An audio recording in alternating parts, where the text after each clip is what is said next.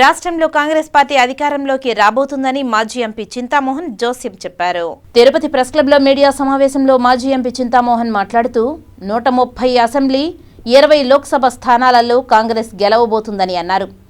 ఏపీలో ప్రాంతీయ పార్టీల మధ్య పోటీ ఉందని అన్నారు. గత 10 ఏళ్లలో రాష్ట్ర ప్రజలు ఆదరణకు నోచుకోలేదని, ప్రజలు తీవ్ర అసంతృప్తిగా ఉన్నారని అన్నారు.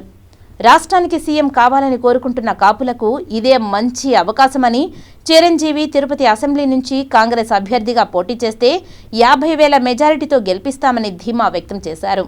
చిరంజీవి తిరుపతి నుంచి పోటీ చేస్తే సీఎం కావడం ఖాయమని, పోటీకి దిగాలా వద్దా అన్న నిర్ణయాన్ని తీసుకోవాల్సిందిగా చిరంజీవేనని అన్నారు.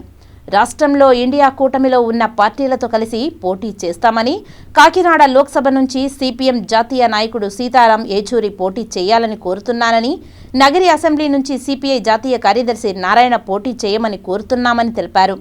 ప్రజల్లో కాంగ్రెస్ పార్టీకి స్పందన వస్తుందని, కాంగ్రెస్ రావాలని, కావాలని ఆంధ్రప్రదేశ్ ప్రజలు ముక్త కంఠంతో కోరుకుంటున్నారని అన్నారు.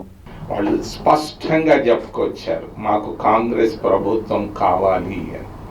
నేను అడిగాను వాళ్ళని, ఏమి ఈ ప్రభుత్వం ఏమి అని అంటే, మేము ఆశించింది దొరకలేదు, మేము అభివృద్ధి కాలేదు, మేము కోరుకున్నది ఇళ్ళు, మేము కోరుకున్నది మా బిడ్డలకు ఉద్యోగాలు, మేము కోరుకున్నది మరి తహసీల్దార్ ఆఫీసు, పోలీస్ స్టేషన్ పోతే ఆదరణ, ఇది కోల్పోయాము గత 10 సంవత్సరాలుగా అని వాళ్ళు చాలా స్పష్టంగా చెప్పారు.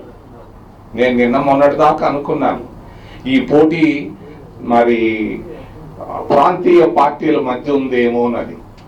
ప్రాంతీయ పార్టీల మధ్య లేదు, చాలా భిన్నంగా ఉంది ఈరోజు ఆంధ్రప్రదేశ్ రాష్ట్రం. ఖచ్చితంగా